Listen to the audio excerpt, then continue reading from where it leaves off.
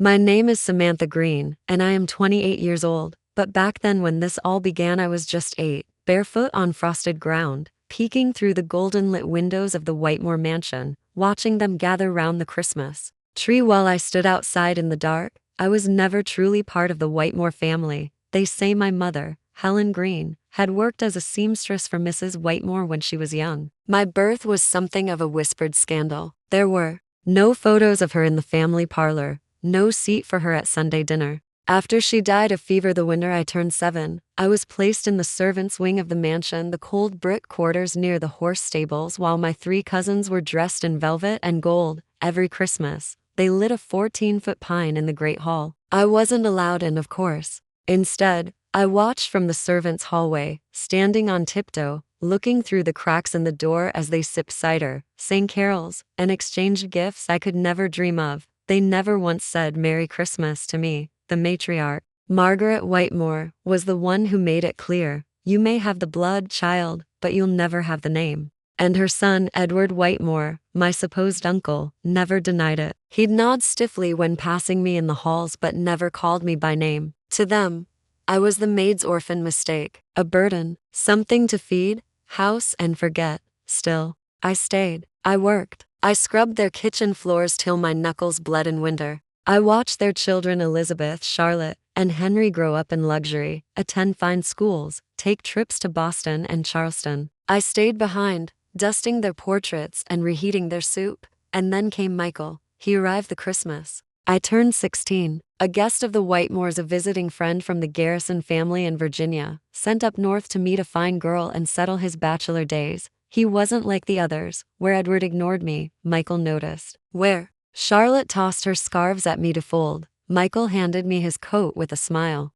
Thank you, Miss Greene, he said, the first man in that house to ever say my name. In those cold December weeks, we shared brief glances, small words stolen in the kitchen or on walks to the chapel. He loved poetry. I loved to draw. He once sketched me a tree with lanterns hanging from its branches and said, one day, you'll hang lights for yourself, and I believed him. He asked me to meet him on Christmas Eve by the old maple behind the chapel, where the lanterns hung. I waited for hours, heart fluttering, cheeks red with hope, but he never came. Instead, I saw him the next morning, standing under the mistletoe inside the mansion, holding Elizabeth Whitemore's gloved hand as they announced their engagement. To the guests on Christmas morning, I don't remember how I got back to the servant quarters. I only remember tearing that lantern drawing in half and lighting it in the fireplace while my tears froze on my cheeks. It wasn't just heartbreak. It was humiliation. The Whitemores laughed behind closed doors. I overheard them at supper. He'd never marry a maid. He was only being kind to the poor girl. Let's be grateful she knows her place now. From that day on, something in me hardened. I didn't cry again. I saved every dollar the staff paid me for extra chores. I learned from books tossed aside by Henry and watched the estate lawyer, Mr. Cranwell, from a distance as he handled land deeds and contracts. I told myself, if I ever leave this place, I'll never come back empty-handed, and I did. In single quotes. It would take 12 years, more pain than I can write in one page, and a kind old widow who taught me how land worked in Green Hollow, our little town in Vermont. But one day, I would return, and when I did on a snowy Christmas Eve, I would do so holding the deeds to every property in town, including the mansion. It took me a year just to leave Green Hollow. Not because I was afraid to go, but because I didn't have the shoes to walk out in the snow. The Whitemores gave me nothing when I turned 18. No farewell, no letter, just silence as I carried a patched-up suitcase and a bundle of winter bread from the cook, Miss Annie, the only soul in that house who ever looked at me with kindness. She whispered through cracked lips, don't come back till you own something, girl. I took her words to heart. I walked to the South Hill train depot with $17 and a small box of keepsakes, my mother's thimble, a broken locket with no picture inside, and a single sheet of parchment where I had written, one day, they will remember the name Samantha Greene. I arrived in Port Preston, a port town 2 counties away, and started working in a candle shop owned by a widow named Mrs. Delilah Mercer. She saw something in me, a kind of fire behind my eyes. She paid me fair, fed me well, and after 3 years, made me her apprentice in managing the business. She had no children. I never asked why. When she passed in her sleep one cold October, she left everything to me: shop, house, and savings with one note folded in a book of maps. Don't burn your past, dear. Light the future with it. I took that map and began studying land deeds by night and traveling by rail to nearby counties by day. I bought small parcels of forgotten farmland, abandoned mills, old inns. I bought the empty things, the things no one else saw value in. In every deed I signed, I wrote, Samantha Greene, sole proprietor, and still, the Whitemores had no idea. I read about them sometimes. Elizabeth married Michael the following spring. They moved into a new wing on the mansion's west side. They had 2 children. Edward's business was faltering. The town's textile mills were shutting down. Workers were leaving, but they still held their Christmas balls, lighting the grand pine and singing hymns as if nothing had changed, until one day, something did.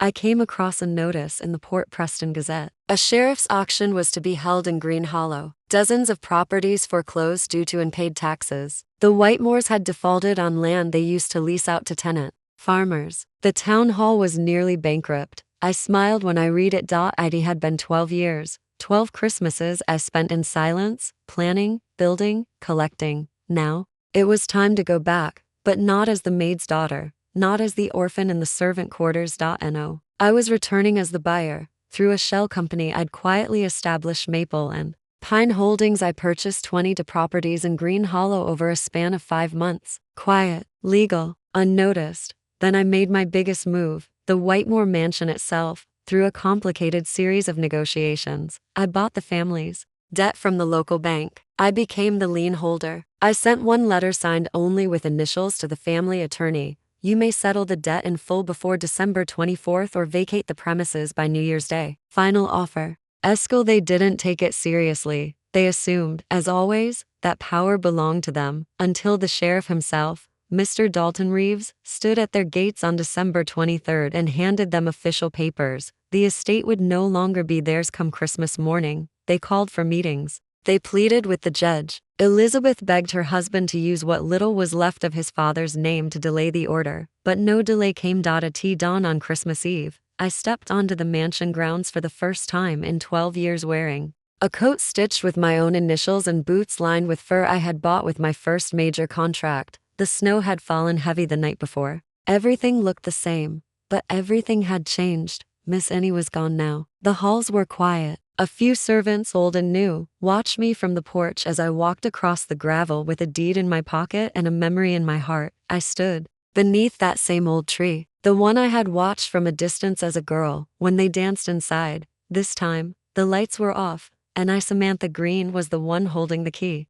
The front doors creaked open slowly as I approached, though I hadn't knocked. I suppose they knew I was coming. Inside stood Edward Whitemore, older now, slower, leaning on a cane that seemed more for dignity than support. His silver hair was thinned, his jacket wrinkled. Behind him, Elizabeth emerged, her face pale, eyes sharp. She still wore that same smugness I remembered from childhood, though now there was something else behind it. Fear, maybe. They didn't recognize me at first. I don't blame them. The last time they saw me, I was wearing second-hand boots and a patched-up shawl. I was the girl who fetched firewood, who wasn't allowed to touch the silver. Now I wore a tailored coat, gloves of lambskin, and a calmness that I had spent years practicing in front of mirrors. Can we help you? Edward asked. I removed my gloves one finger at a time and handed him the sealed envelope. Inside, the final property transfer. Signed, filed, stamped by the courthouse in Green Hollow. He opened it with trembling fingers. Read it once, then again.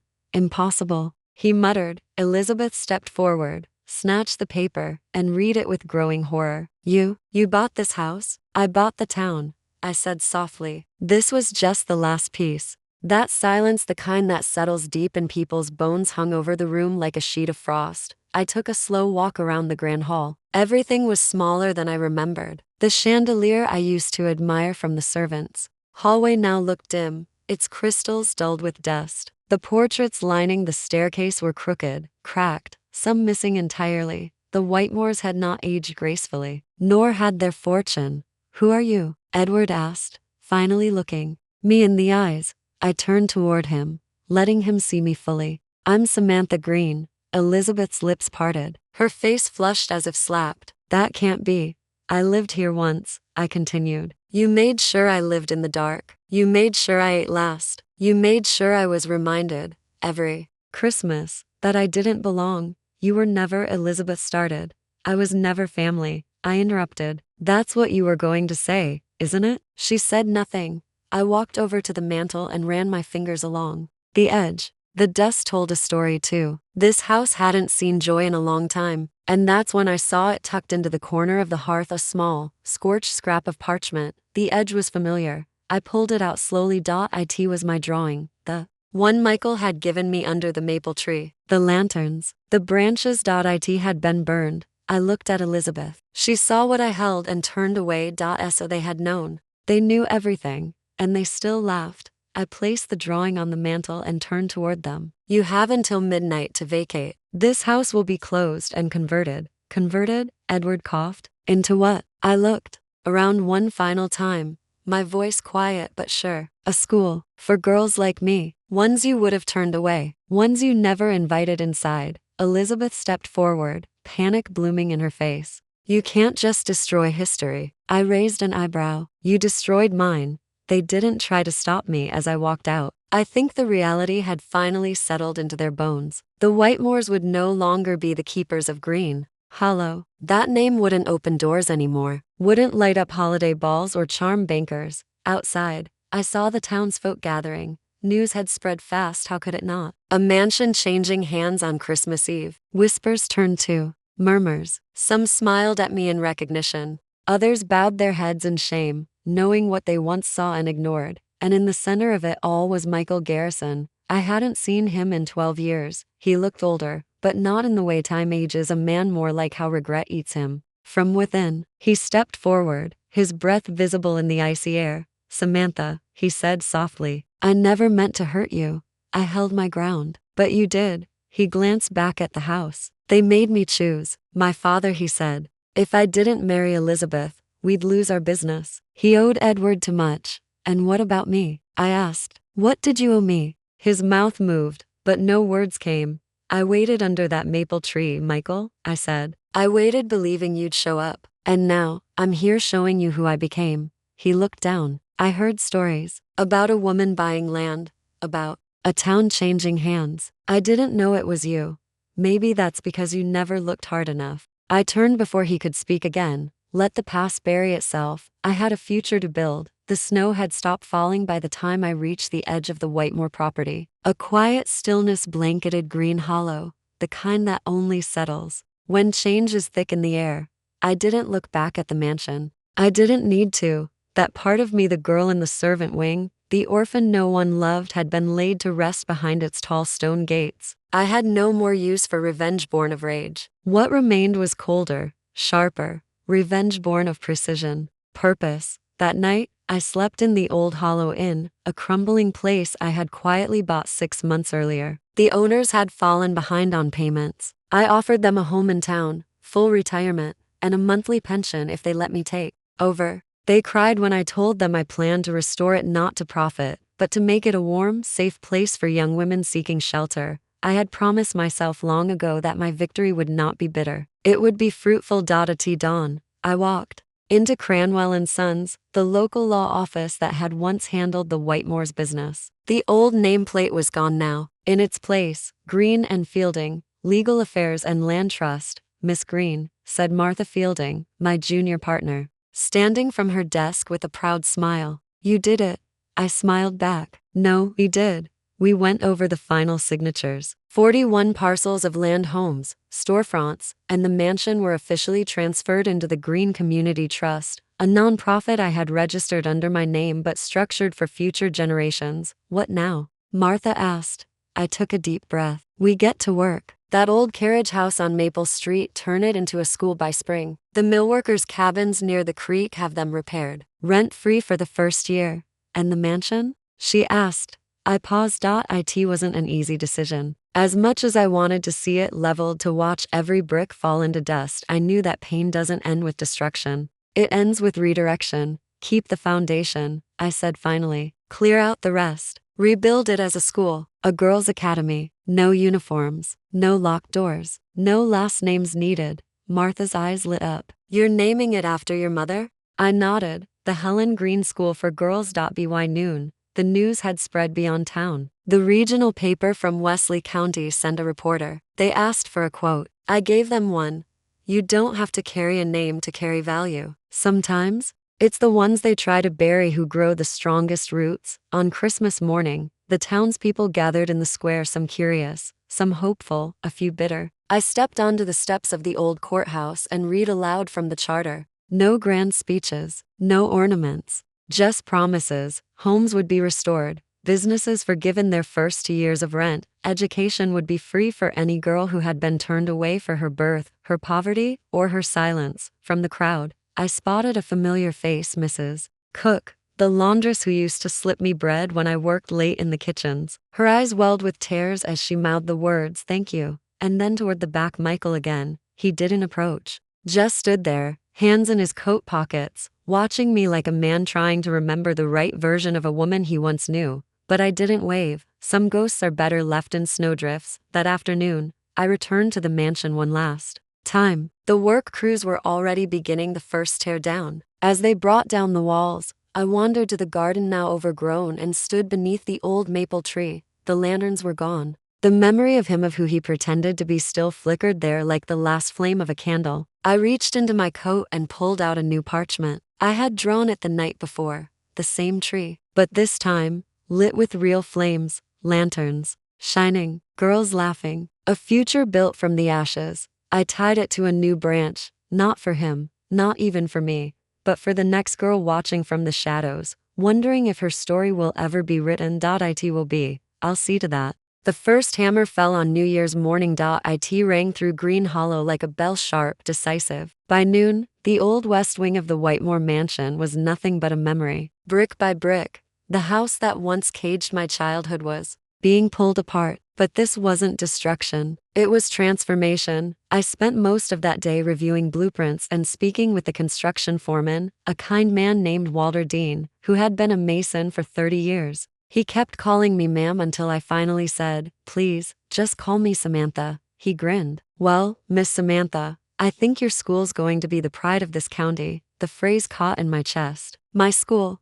Every time I said it aloud, it sounded more real, more possible. The Helen Greene School for Girls would have 12 classrooms, a library, an art room, and beds for 40 students. No locked doors, no uniforms, no demands that a girl hide her accent, her past, or her pain. I wanted them to come here and learn what I had to teach the hard way, that dignity isn't something someone else gives you. You take it back for yourself. By the second week of January, the town had changed. Businesses reopened under new leases, people walked through the square with lifted shoulders, and children, many of whom had never known anything but debt, were running again. And then came the letter. It arrived in a wax-sealed envelope. No return address. The handwriting was careful, practiced, the kind only taught in prep schools and high-end boarding academies. I opened it at my desk at Green and Fielding. Dear Samantha, forgive me for not approaching you in person. I've come to learn I've lost the right. I write not in defense of my choices,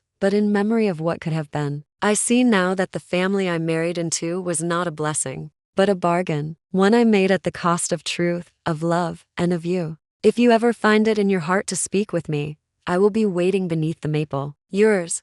Michaeli read the letter 3 times, folded it, set it on the desk. I didn't cry. Not this time. I'd shed my last tear for Michael Garrison years ago, but still there was something about the way he wrote. Not desperate, not hopeful, just quiet, resigned. I left the letter where it sat and turned back to the plans. The girls' wing would be built on the east garden, where the roses used to grow. The old ballroom would become the library, and the grand parlor, once a place I wasn't allowed to enter, would become an open study hall, windows wide, books stacked high, sunlight flooding in. 2 days later, I walked past the chapel, now abandoned, and saw a figure standing beneath the maple tree. Michael. He hadn't seen me yet. His coat was older now, not tailored, not polished. He looked like a man who had finally stopped pretending he had everything. I stepped behind a pillar and watched him for a moment. He held something in his hands, a small notebook. He opened it, wrote something, and closed it again. Then he hung it gently from a branch and walked away. He never saw me. I waited until he disappeared down the lane before stepping forward.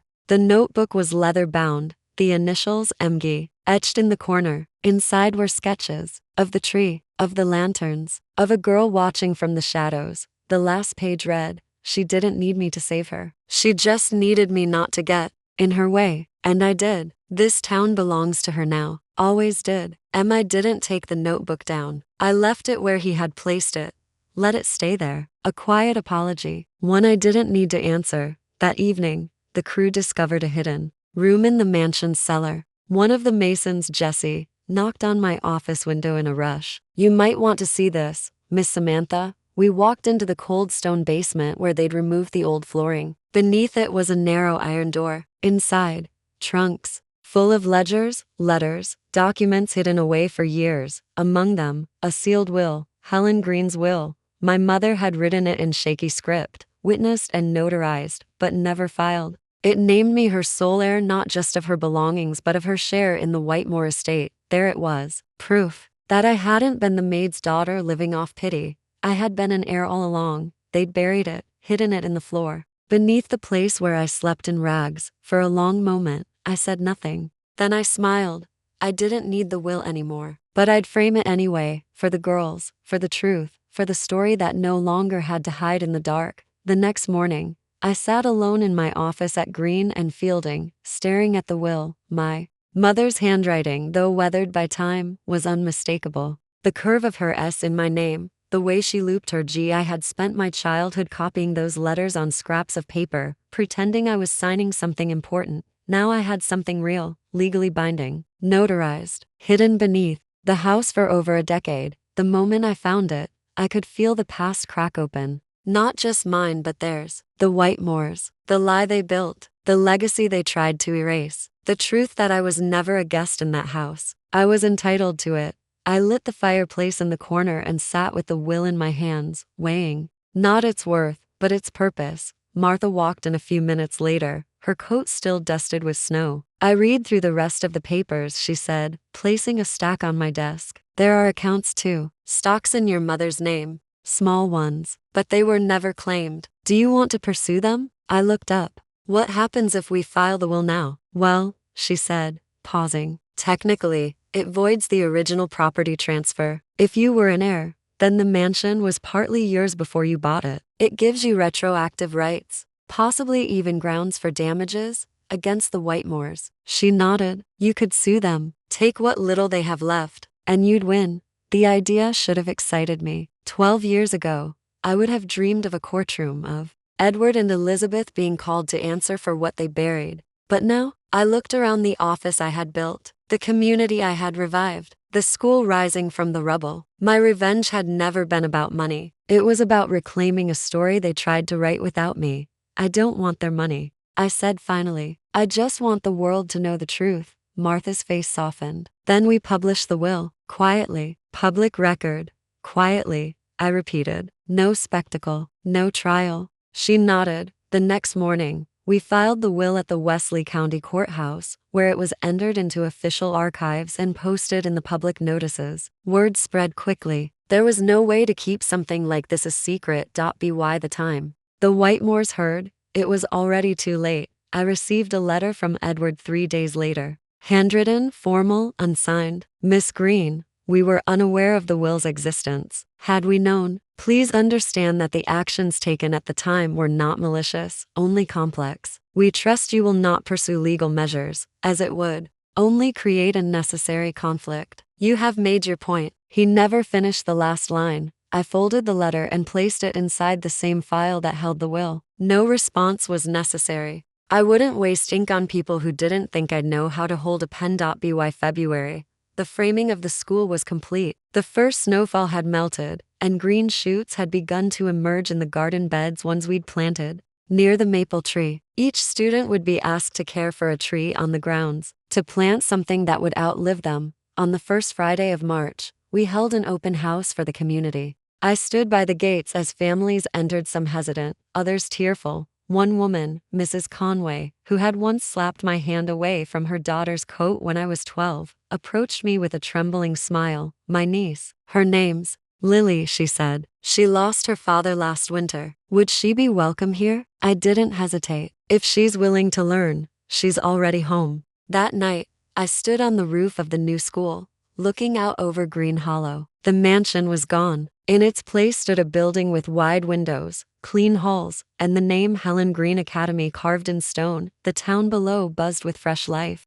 Shops open late, lanterns glowing, laughter echoing where once there was only dust and memory. And as I stood there, I saw something in the distance, a man on horseback riding up the road toward the square. Michael. He didn't look up at me this time, just passed through town, his hat low, his coat long, a bag slung over his shoulder. Maybe he was leaving for good, maybe not, but this time, I didn't hide, I simply watched. March 28th, the doors of the Helen Greene Academy opened for the very first time. The morning sun cast golden light across the marble steps, and the bells rang 3 times across the town square just as I had planned it, not loud or ceremonial, but clear enough that everyone in Green Hollow could hear the sound of something new beginning. We had 57 girls enrolled. Some were from our own town, daughters of millworkers, cobblers, and seamstresses. Others had come from surrounding counties, arriving in borrowed carriages or with neighbors who'd heard whispers about the strange school with no tuition and no uniforms.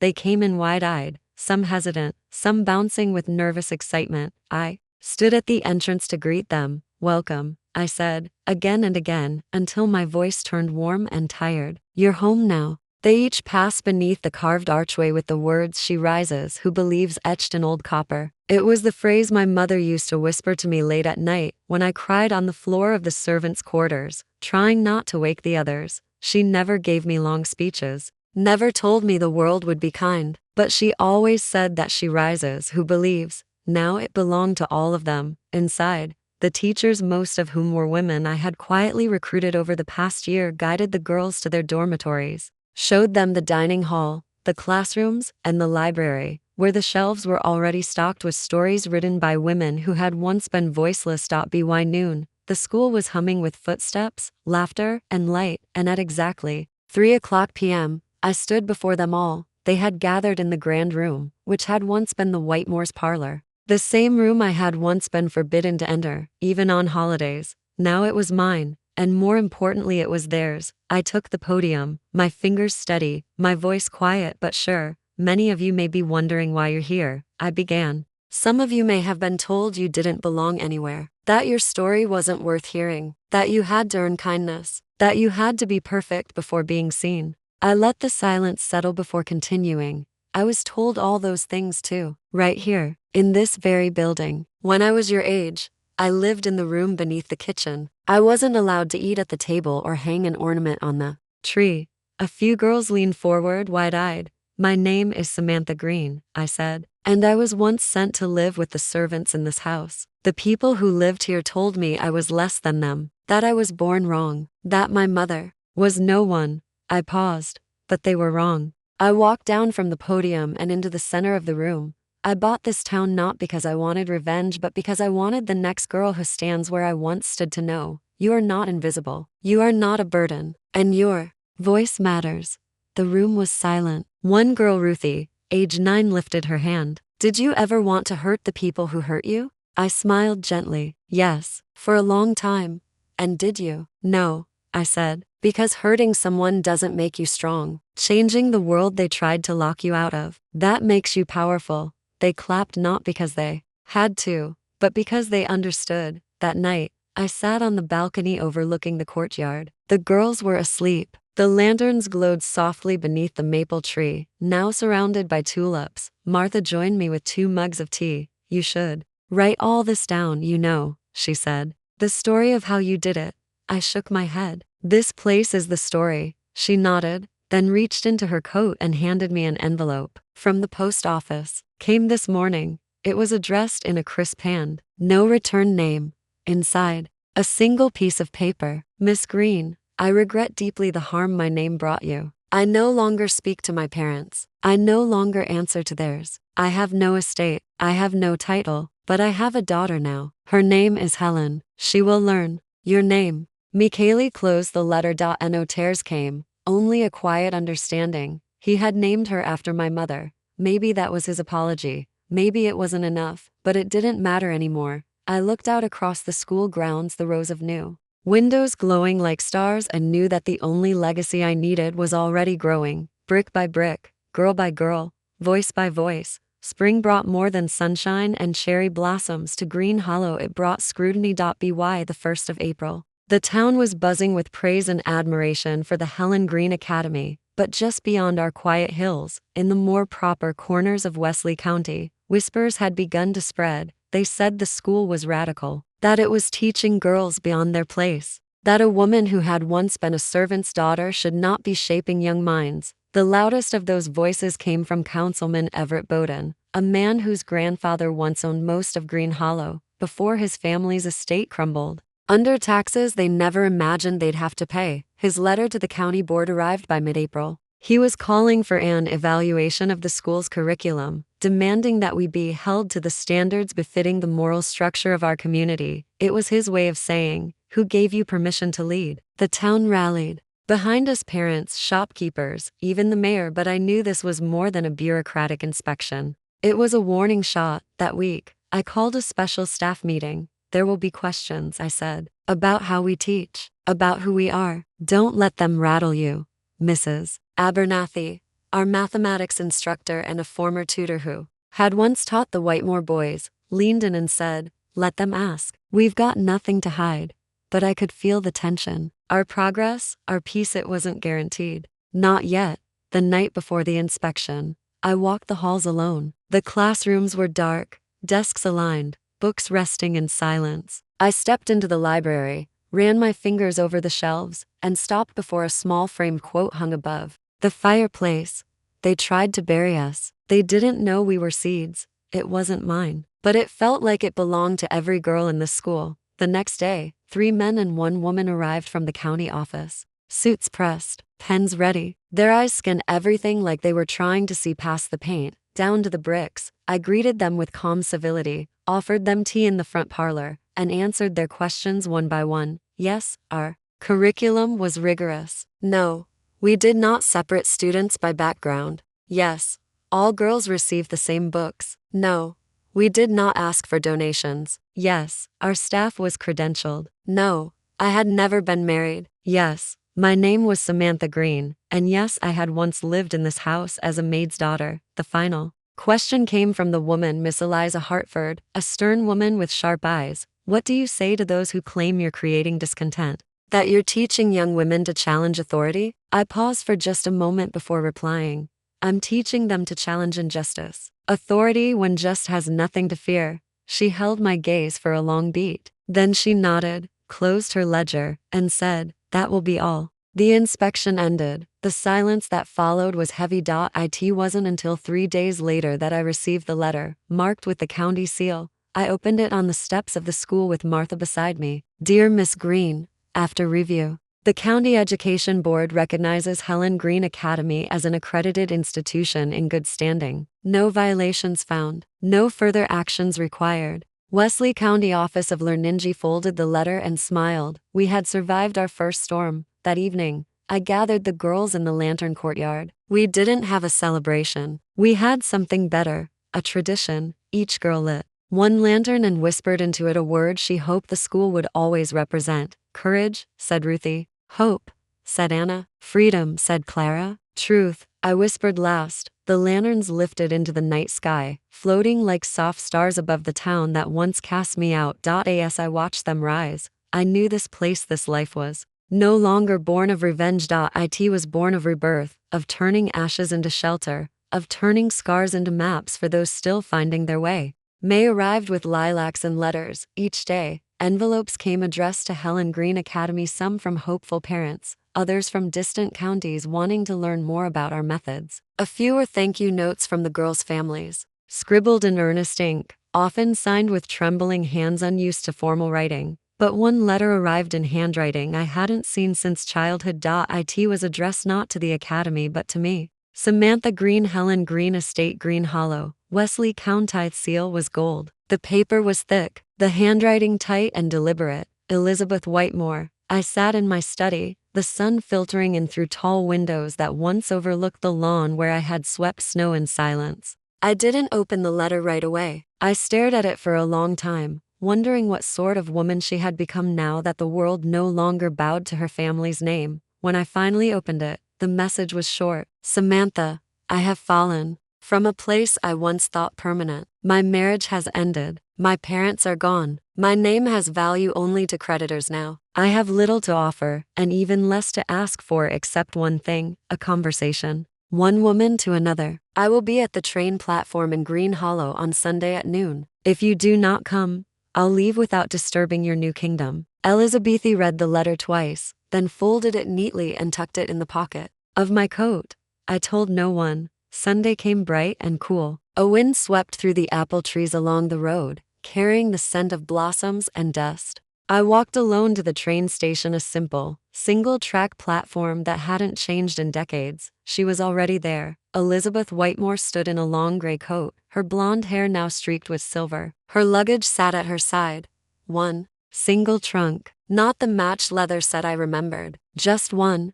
Her face was thinner. The tight pride once etched into her jaw was softened now, like porcelain gone dull in the sun. She saw me approaching and said nothing. When I reached her, I stood still. Samantha, she said, her voice quieter than I remembered. You came. I did. She nodded once, like that was the most she had dared hope for. I heard about the school, she began, glancing toward the hills. And the town. It's remarkable. What you've done. I said nothing. I had no desire to make this easy for her. I suppose you know everything now, she continued. About the will. About your mother. I do. I was 15 when they found it, she said. The day after Helen passed. My father read it, folded it, and locked it away. I didn't speak up. You didn't say a word. I was afraid, she admitted. Afraid of what it meant for me, for our family. You always were better than me, Samantha. Kinder, smarter. They couldn't let that truth see light. I watched her closely. So they buried it and you helped. I was a coward, she said. And I won't pretend otherwise. Silence. A train whistle sounded faintly in the distance, still miles away, but growing closer. I don't expect forgiveness, she said. And I didn't come to ask for a place in your world. I just wanted you to know I see it now. I see you for who you've always been. She looked up, eyes brimming but not broken. I lost everything, Samantha. The house, the money, the comfort. But losing my pride was the hardest. It left me with nothing to hide behind. Her voice cracked slightly. And now, I want to teach. That surprised me. Teach. Yes. Children. Girls. I've nothing left but knowledge. And I've seen the kind of woman I was. I'd like to help raise better ones. Another silence. Then I spoke. Why not go to the county? Or the city? I could, she said. But I wanted to start where I should have spoken up first. The train's horn cried again, closer this time. A minute away. I looked at her. A woman who had once locked doors behind me. Who had once scoffed as I scrubbed her boots. But time is a sculptor. It shapes even the hardest marble. And though my instinct wanted to turn away, my heart whispered something else. I can't hire you yet, I said slowly. But we take volunteers. Elizabeth blinked. Her lips parted just slightly. You'd allow that? I'll allow you to earn it, I replied. She smiled, small, humble. I'll take it. The train arrived. She didn't board. Instead, she picked up her trunk and followed me back into town. It's been 3 years since Helen Green Academy opened its doors. Every spring, when the lilacs bloom, I still remember how it all began, watching the Whitmores' Christmas tree glow from behind the glass while I stood outside in worn shoes, my hands red from the cold. I remember the sting of being forgotten, the silence of a child too small to fight, and the shadow of a legacy that never wanted me to exist. But now, those memories feel like echoes from another world. The academy flourished. We expanded from 1 building to 3. Girls now travel from 5 counties to study here, some arriving with only a single suitcase, just like I once did. Our classrooms are full. Our gardens bloom. Our library has tripled in size. And in the center of it all, the old Whitmore mansion is now a sanctuary of learning and light. Elizabeth never left. True to her word, she volunteered. Every morning, she sweeps the east courtyard before breakfast. She teaches penmanship and Latin in the afternoons and oversees quiet reading in the evenings. She lives in the servants' quarters now by choice. There's no grandeur in her voice, no pride in her posture. But the girls trust her. And slowly, so did I. She never asked for forgiveness again. Instead, she earned it day by day. Michael never returned. He wrote once more, a brief note to say he was moving west with his wife and child. He enclosed a photograph Helen, age 4, standing in a field of sunflowers, clutching a book in her hand. I smiled when I saw it. That child would never know what her name once meant. She would make it her own. Martha retired last fall, though she still visits weekly with cookies and sharp opinions. The town of Green Hollow now boasts a post office, a bakery, a millinery shop, and a public park named after my mother. Children laugh where silence once ruled, and every December, we host a tree lighting in the schoolyard open to every soul who wishes to attend. No one is turned away. On this year's Christmas Eve, I stood beneath that tree twice as tall now as it was the year I returned. Hundreds of candles lined its branches, glowing against the night like the stars I once wished on. The entire town had gathered. Laughter filled the air. Music played from a small quartet of former students, and the children ran through the square. With ribbons and woolen mittens, Ruthie, now 12, took my hand and pulled me toward the platform. "It's your turn, Miss Green," she beamed. "You have to light the star." I climbed the wooden steps and accepted the lantern stick. With one steady motion, I reached up and lit the silver star at the very top of the tree. A hush fell over the crowd as it flickered, then flared to life. It was the same star that had once glowed behind a pane of glass when I wasn't allowed inside. Now it belonged to all of us. I looked out across the faces. Some old, some new, some who once doubted me, now cheering with open arms. Elizabeth stood at the edge of the square, her coat dusted with snow, her hand over her heart. For the first time in years, I didn't feel like an orphan or an outcast. I felt whole. Later that night, in the stillness of my study, I opened a new journal and began to write, not as a record of revenge, but as a legacy for the girls who would come after me. My name is Samantha Greene. I was once the girl in the attic, the child behind the servant's door, the forgotten name on a hidden will. But I rose. I bought the mansion that tried to erase me. I built a school atop the ashes of silence. And I lit the Christmas star not just for me, but for every girl who ever believed she wasn't enough. We are more than what they say. We are the story. And that's where this chapter ends. Not with fury, not with fire, but with light. The end questions to reflect on. What lasting change did Samantha create in Green Hollow beyond revenge? Do you think Elizabeth truly redeemed herself through action? Can rebuilding the world you were shut out of be the most powerful revenge of all? Subscribe to more revenge stories. Share, like, comment.